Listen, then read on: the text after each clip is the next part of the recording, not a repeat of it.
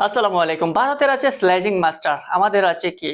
আমাদের তো টিকতে হলে হতে হবে মনস্তাত্ত্বিকভাবে অনেক শক্তিশালী।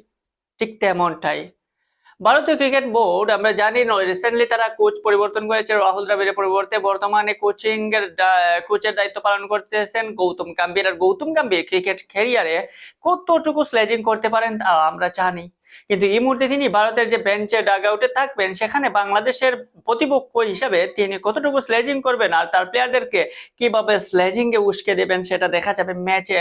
কারণ বাংলাদেশ এবং ভারতের ম্যাচ মানেই হয়ে থাকে ধুমধারাক্কা, উত্তেজনা, এবং সেখানে থাকে স্লেজিং, সেখানে থাকে ট্র্যাকিং, সেখানে থাকে অন্যরকম একটা হাবভাব। তো সেই অবস্থা থেকে এই মুহূর্তে বাংলাদেশ দল আগামীকালকে মুখোমুখি হবে ভারতের সাথে। প্রথম টেস্টে বা অতীতে বাংলাদেশ ভারত টেস্ট নিয়ে এত হই হুল্লোড় হয় নাই, এত কথা হয় নাই, কিন্তু পাকিস্তানকে হারানোর পর বাংলাদেশ যেন অন্যভাবে ফিরে এসেছে টেস্ট ক্রিকেটে। সাদা বলের ক্যারিয়ারে এই মনে হচ্ছে যে অন্যরকম একটা বাংলাদেশ, আর সেই বাংলাদেশকে এখন মুখোমুখি হতে হবে অন্যতম শক্তিশালী এবং টেস্ট ক্রিকেটের অন্যতম ফেভারিট দল ভারতের বিপক্ষে। ভারতের বিপক্ষে আপনি জিততে হলে শুধু যে মাঠে পারফরমেন্স করতে হবে সেটা নয়, ভারতের বিপক্ষে জিততে হলে আপনাকে মনস্তাত্ত্বিক ভাবে অনেক স্ট্রং থাকতে হবে। মনস্তাত্ত্বিক ভাবে যারা স্ট্রং থাকবে, মনস্তাত্ত্বিক ভাবে যতটুকু ভারতকে হ্যান্ডেল করতে পারবেন, তখনই বোঝা যাবে যে ভারতকে আপনি কতটুকু কাবু করতে পেরেছেন। ভারতের এই দলে স্লেজিং মাস্টার হিসাবে যেমন রয়েছেন বিরাট কোহলি, রবীন্দ্র জাদেজা, সে তেমন রয়েছেন ডাগ আউটে কোচ গৌতম গম্ভীর।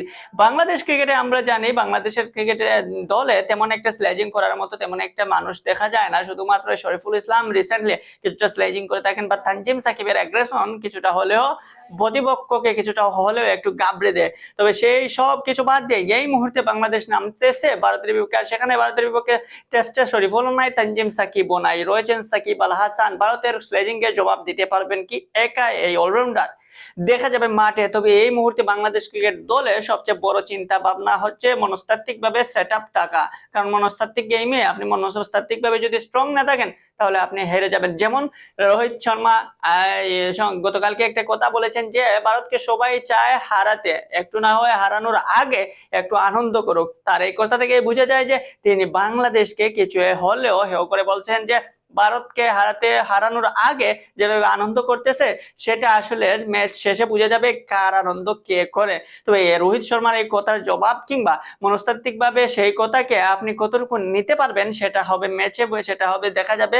আপনার যে 5টা দিন রয়েছে সেই 5টা দিনের উপর টেস্টে বাংলাদেশ অনেক পিছিয়ে। তবে এই মুহূর্তে বাংলাদেশ যে আত্মবিশ্বাস নিয়ে ভারতের সাথে মোকাবেলা করতে যাচ্ছে সেখানে বাংলাদেশ কিছুটা হলে এগিয়ে থাকবে রিসেন্টলি পাকিস্তানকে হারানোর কারণে। সেই মনস্তাত্ত্বিক গেমে যদি বাংলাদেশ জিততে পারে তাহলে হয়তো টেস্টটা বাংলাদেশ জিততে পারবে। মনস্তাত্ত্বিক গেমে যদি আপনি হেরে যান তাহলে আপনাকে কামব্যাক করা অনেক কঠিন হয়ে যাবে।